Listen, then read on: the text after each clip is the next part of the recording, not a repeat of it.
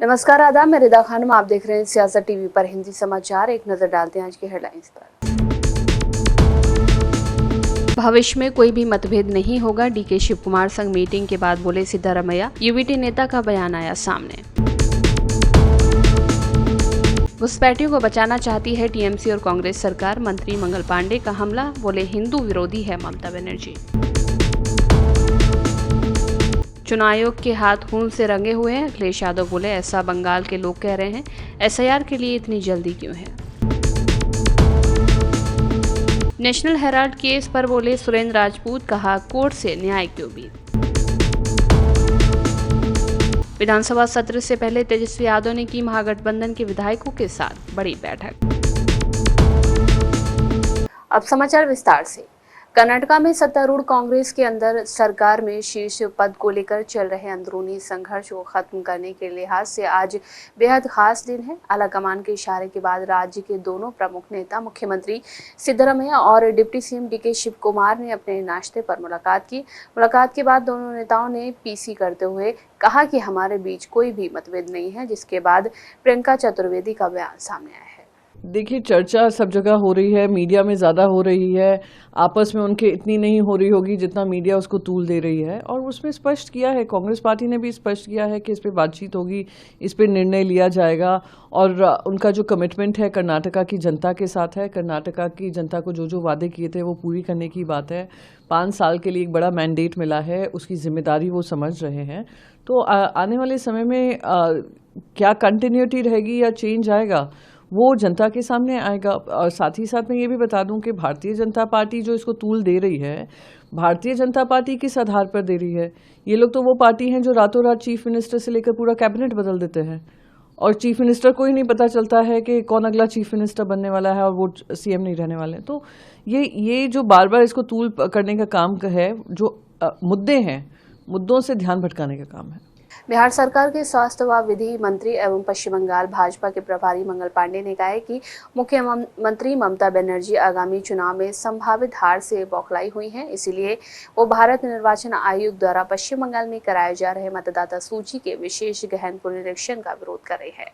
पांडे ने कहा कि वही ममता बनर्जी हैं जिन्होंने वाम दलों की जब पश्चिम बंगाल में सरकार थी तो लोकसभा में घुसपैठियों को निकाल बाहर करने की मांग क्या करती थी। एक अराजक सरकार काम कर रही है जिसका मकसद ही है लोगों को परेशान करना, घुसपैठियों को संरक्षण देना, जो लोकतंत्र के हित की बात करे उसका विरोध करना, लोकतांत्रिक प्रक्रियाओं और व्यवस्थाओं का विरोध करना।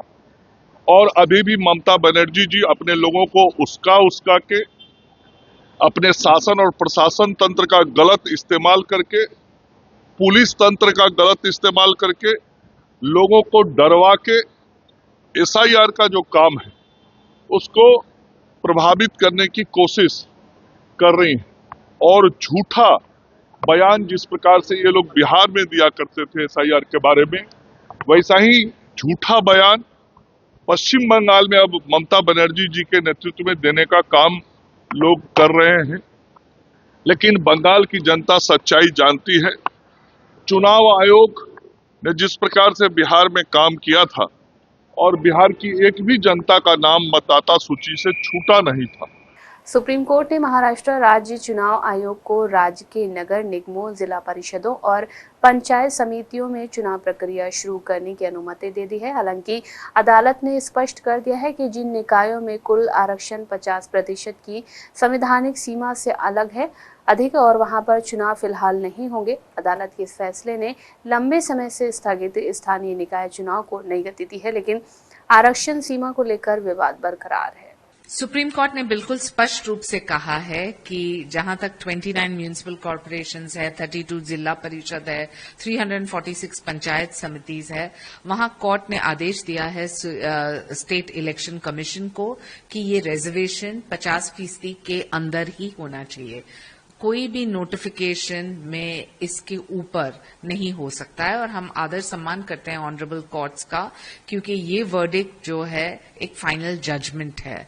हाल ही में जो हमारे स्थानिक स्वराज के इलेक्शंस चल रहे हैं वहां 246 म्यूनिसिपल काउंसिल्स है, 42 नगर पंचायत, और रही बात 2 तारीख के बाद 3 तारीख को ये निकाल आएगा। सुप्रीम कोर्ट ने स्पष्ट कहा है कि आते हुए इलेक्शंस जो बाकी है वो इसी नोटिफिकेशन के आधार पे चले, तो कोई भी reservation will not exceed the 50% cap. It is a decision which is final. We must welcome it. DIG operations NDRF Mohsin Shahidi ने बताया कि तमिलनाडु में चक्रवात दितवा को देखते हुए 14 टीमों की तैनाती की गई है। अतिरिक्त 10 टीमें भी एयरलिफ्ट की जा रही हैं। श्रीलंका में चक्रवात के प्रभाव से जो नुकसान पहुंचा है उसे देखते हुए हमारी 2 टीमें आज सुबह रवाना हो गई हैं और जो श्रीलंका पहुंच चुकी हैं। तमिलनाडु में हमें जो साइक्लोन दितवा को देखते हुए 14 टीमों की तैनाती की गई है और अभी एडिशनल टीम्स भी मांगी गई है। अगर कोई ऐसी सिचुएशन डेवलप होगी उसकी तैनाती के लिए, उसको देखते हुए हमारी 10 टीमें 5 पुणे से और 5 वडोदरा से एयरलिफ्ट की जा रही हैं और अभी दोपहर तक उनकी तैनाती हो जाएगी। जी, श्रीलंका में साइक्लोन का जो इम्पैक्ट हुआ था इनिशियल, उसमें काफ़ी बारिश हुई थी। मूसलाधार बारिश की वजह से फ्लडिंग आई है, लैंडस्लाइड्स की सिचुएशन डेवलप हुई है जिसमें जाने गई हैं, लोग हताहत हुए हैं, घर डिस्ट्रॉय हुए हैं। उसको देखते हुए पीएमओ ने डिसाइड किया है कि हमारे जो इम्पोर्टेंट नेबर है, मैरीटाइम नेबर, उनकी मदद करना आवश्यक है। इसके लिए एनडीआरएफ को डायरेक्शन दिया गया है और 2 टीमें हमारी 80 रेस्क्यूअर्स की, जिसमें हमारे डॉग्स हैं, कैनाइन्स हैं, डीप डाइवर्स हैं, स्पेशल इक्विपमेंट्स के साथ ये आज सवेरे 4 बजे रवाना हुए हैं और वहां पहुंच चुके हैं। अभी ब्रीफिंग चल रही है और कुछ ही क्षणों में फिर उनकी अभी तैनाती हो जाएगी। देखिए, साइक्लोन एक ऐसा विषय अभी है जिस पर काफी हद तक काबू पा लिया गया है, क्योंकि इसमें अर्ली वार्निंग जो सिस्टम है बहुत इंपॉर्टेंट होता है। वो आईएमडी से हमें ऑलमोस्ट सटीक इन्फॉर्मेशन मिलती है, ये एक अच्छी बात है। और पहले से ही जो हमारा इंस्टीट्यूशनल मैकेनिज्म है वो काफी रॉबस्ट हुआ है पिछले कुछ सालों में। उसकी वजह से जो जितनी भी एजेंसीज हैं सारे एक साथ बैठ करके प्लानिंग करते हैं और अभी जैसे पीएमओ लेवल पर, एचएम लेवल पर और एनडीए में हैं, बाकी एजेंसीज हैं, इनकी लगातार मीटिंग होती है। कल ही हमारी मीटिंग हुई थी जिसमें स्टेट्स की जो भी डिमांड है उस पर कार्रवाई होती है। तो टीमों की तैनाती, प्री पोजिशनिंग जो है वो बड़ा इंपॉर्टेंट फैक्टर होता है, क्योंकि इवैक्यूएशन टाइमली करना जरूरी है। ये कार्रवाई हो रही है और एडिशनल टीम्स भी हम वहां पर मुहैया करा रहे हैं। भाजपा सांसद जगदम्बिका पाल ने कहा कि चुनाव आयोग पश्चिम बंगाल सरकार को कह रहा है कि आप बीएलओज को ना धमकाएं, उन पर दबाव ना बनाएं। किसी भी सरकार को निष्पक्ष काम करना चाहिए।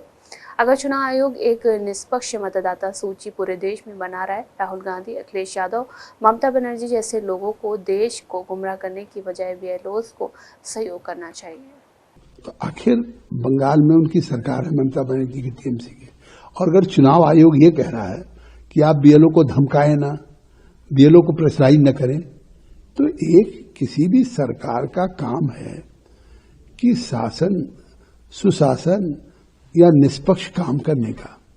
आखिर सरकार में रहते हुए बीएलओ पे किस बात का उसको धमकाया जा रहा है, किस बात का दबाव हो रहा है, किस बात पे उसको प्रेशराइज किया जा रहा है, और इसको चुनाव आयोग को कहना पड़े?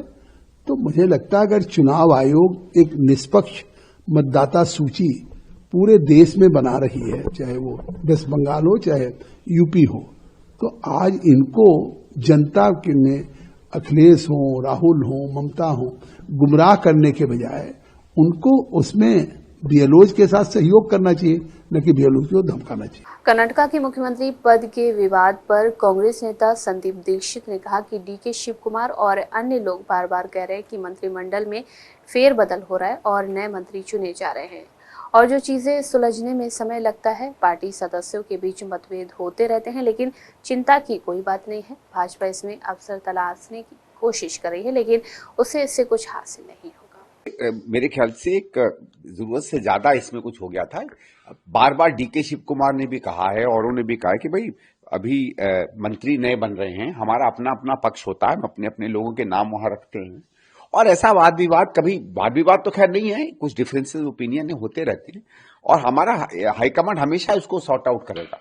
इसमें कोई वैसी बातें, स्वाभाविक है, कर्नाटक बड़ा स्टेट है, कर्नाटक भारतीय जनता पार्टी ने पिछली बार भी चोरी से सरकार निकाल ली थी, वो कोशिश करेंगे हर जगह लोगों को बरगला कर चोरी से कुछ करें। कांग्रेस नेता उदित राज ने कहा है कि हाल ही में कश्मीर में बम धमाका हुआ, जबकि केंद्र सरकार कहती है कि उन्होंने आतंकवाद को दफना दिया है। तब आतंकवादी कुछ न कुछ अपना जलवा दिखाते हैं, वो कोई न कोई आतंकी गतिविधि करके जता देते हैं कि आपकी बातें बेबुनियाद हैं।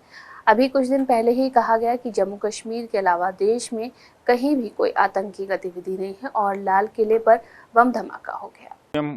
हो करके उनको धमकाने का अधिकार है। कितने लोगों के ऊपर FIR दर्ज हुआ, कितने लोगों के ऊपर तलवार लटकी हुई है। और एक बात, गोंडा मुँह से यादव BLO को कहा जाता है OBC का वोट काट दो।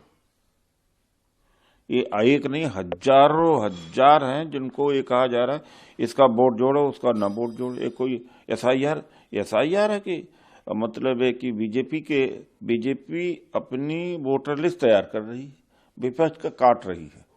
यही है SIR। ये कोई रिवीजन नहीं है, शुद्धिकरण नहीं है वोटर लिस्ट का।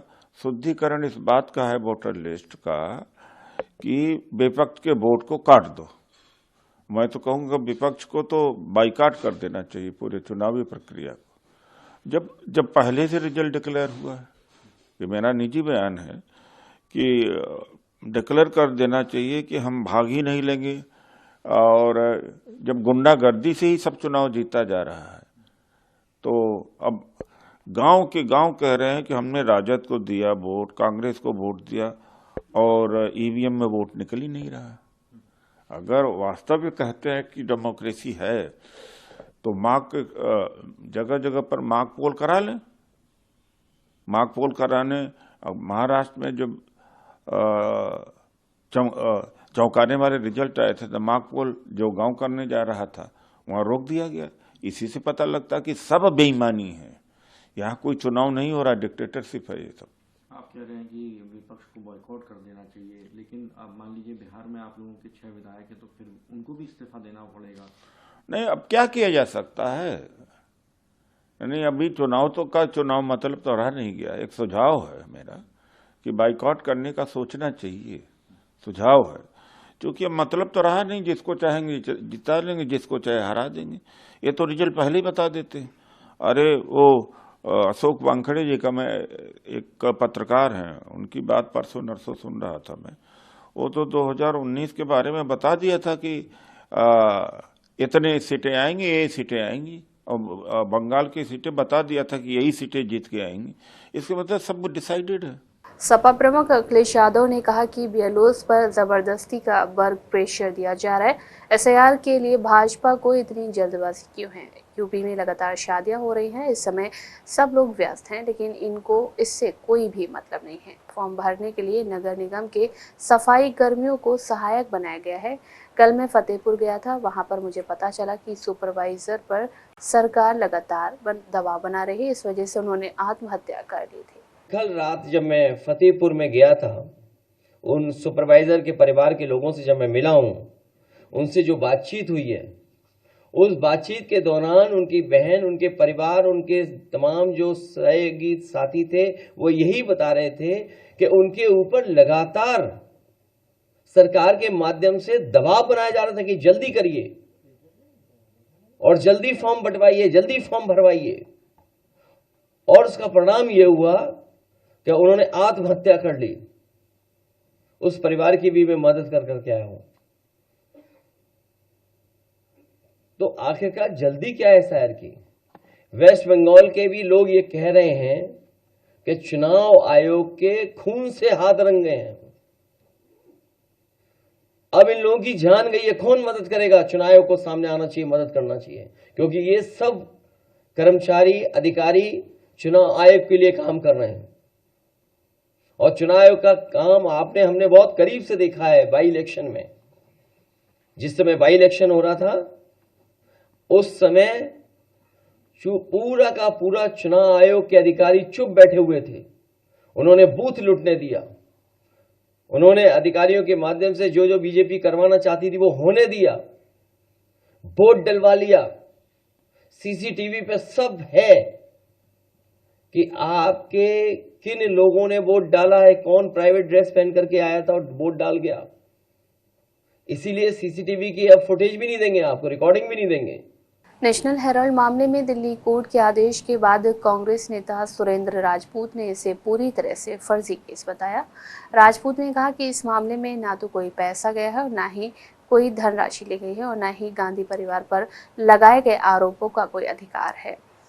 राजपूत ने कहा कि कांग्रेस को संविधान और न्यायपालिका पर पूरा भरोसा है तथा उन्हें विश्वास है कि अदालत पूरी निष्पक्षता से न्याय करेगी। टोटल फेक केस है, न कोई पैसा गया है, न किसी ने लिया है, न गांधी परिवार ने कुछ किया है, 4 आने का इधर उधर नहीं हुआ है और न ही हम उसमें से पैसा ले सकते हैं।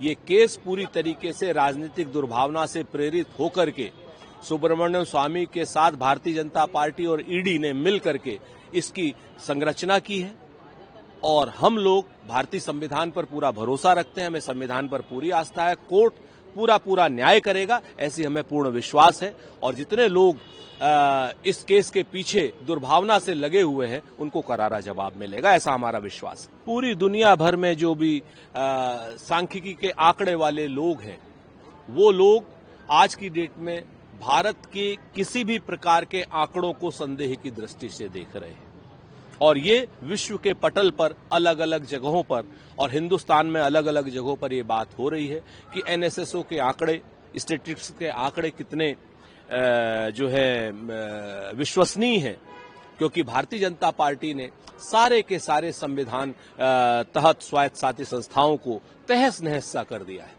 पिछले 10 साल में किसानों की मौत के आंकड़े नहीं आ रहे हैं, पिछले 10 सालों में रोजगार के आंकड़े नहीं आ रहे हैं, पिछले 10 सालों में तमाम ऐसे आंकड़े जो नहीं आ रहे हैं, तो इन आंकड़ों को भी आपको प्रैक्टिकलिटी के प्लेटफॉर्म पर एक बार को कसना होगा।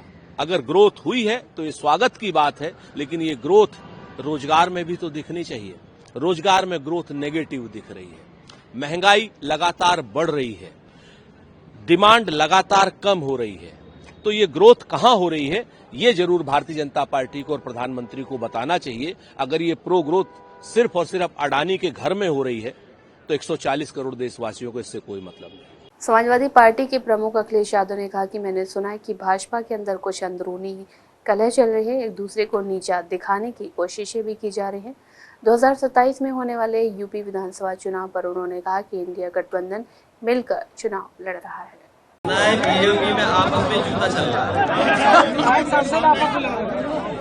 सुना है बीजेपी में आपस में कुछ चल रहा है, मार पिटाई भी चल रही है, एक दूसरे को नीचा दिखाने की चल रही है।